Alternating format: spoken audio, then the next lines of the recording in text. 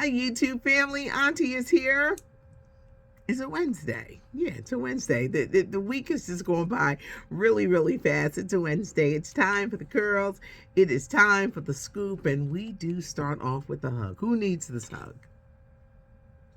This week is going by really fast. Maybe it's because we're going into a holiday weekend with President's Weekend. It's going to be a big movie weekend. I love to say it's not cute not knowing, and now it's time to know. Ant-Man and the Wasp, Quantumania. They're saying this movie is going to take in $120 million at the box office. Paul Rudd, the reluctant, happy-go-lucky superhero. And then you got Kang the Conqueror, played by Jonathan Majors. He makes a presence. Every review that I've seen, they all talk about Jonathan Majors as Kang the Conqueror. You got Michael Douglas. You got Michelle Pfeiffer. Opens in theaters this weekend. Will it make, they say, over $120 million just in the States? Well, it's Rihanna, A$AP Rocky, and Baby gracing the cover of British Vogue. The photos were incredible. She opened up about motherhood. She loves it. I believe she's marching towards a Fenty Baby line because she says she loves dressing her son in florals and hot pink clothes. She says that kids' fashions should be fluid. She described her and A$AP Rocky as being two best friends who had a baby. She is loving motherhood. This is on the British cover of Vogue magazine. She surprised everyone at the halftime show. The pregnancy news, there was only one talked about. It dawned on me as I thought about Super Bowls of past. I don't believe Usher has ever done a Super Bowl.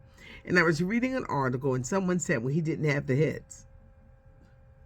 What? Usher has lots of music. Usher's Las Vegas show is on my bucket list of things that I want to see. Of course, he could do the Super Bowl. I think Usher would be fabulous. He probably would be bringing some of his collaborators out there, but Usher is amazing.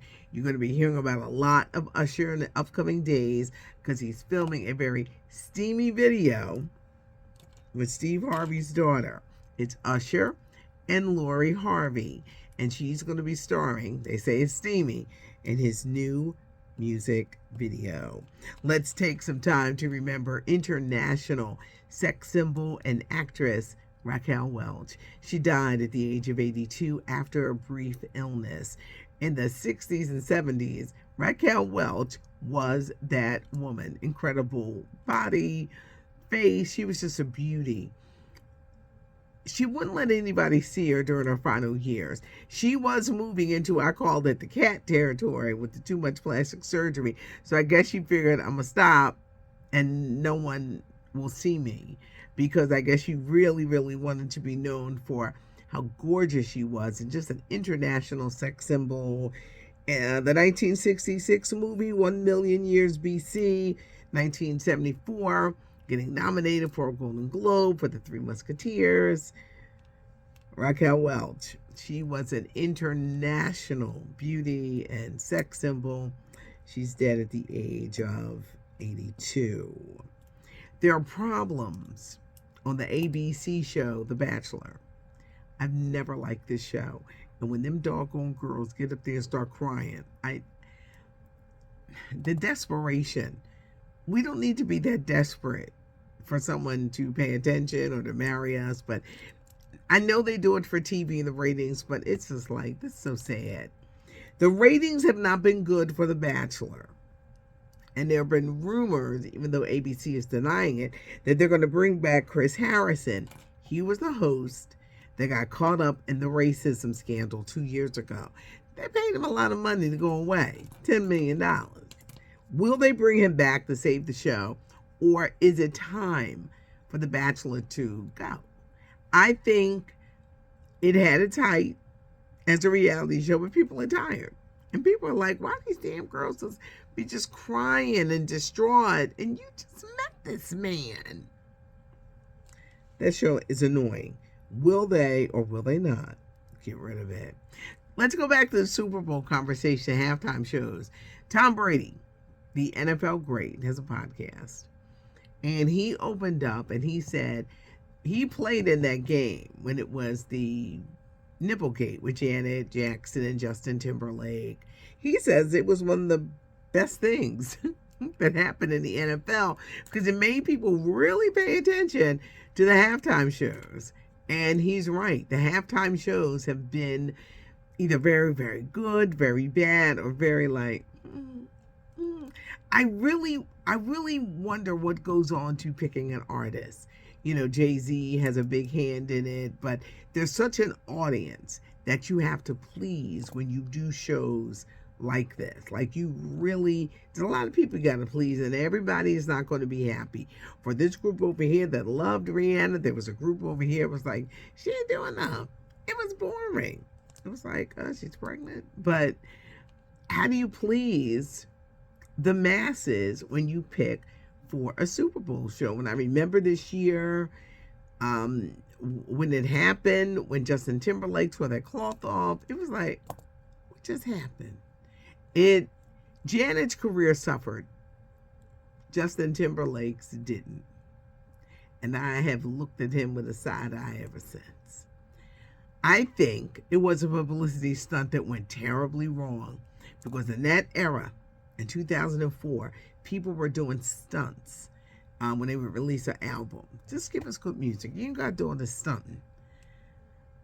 And I think it was a stunt that went wrong. This is when she was with Jermaine Dupri, and she was left out there hanging. Her career really suffered.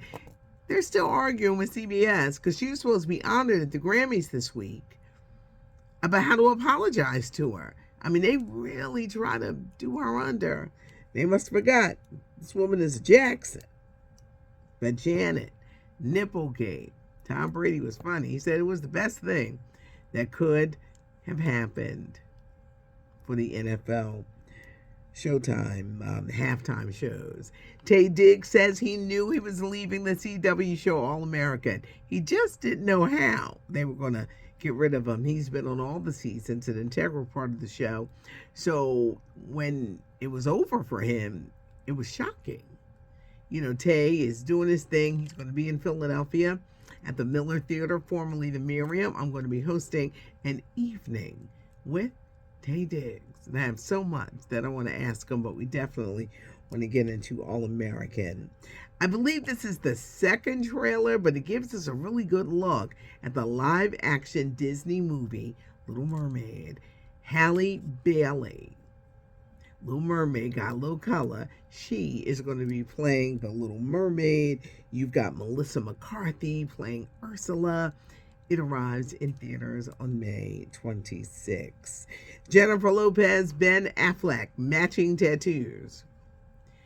I'm a firm believer that if you try too hard to make people think we're in love, we're happy, we're da-da-da-da, I think they're going to regret the matching tattoos, but they got matching tattoos. Meanwhile, JLo's ex-husband, you know, there's something about Marc Anthony. I don't know what it is because he's short and he's skinny. It's something. Just got married. The 54-year-old Latin sensation just got married. His wife is 23 years old, and yesterday, for Valentine's Day, she's pregnant. This will be his 7th child. He's got twins by Jennifer Lopez. How young is too young for kids on social media? I do a podcast, Patty and the Millennials. I'm the baby boomer. We got Gen X, millennials, men, women. We talk about it. A lot of us are parents. How young is too young? I cringe when I see kids on TikTok. I'm like, it's too young. That means they got a cell phone. Maybe they're using someone else's. But where do you draw the line? The U.S. Surgeon General said they shouldn't start till they're 13 years old. And I thought that was pretty interesting.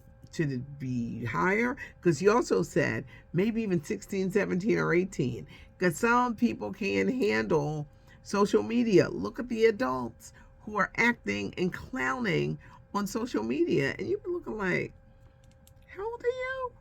And you're acting this way?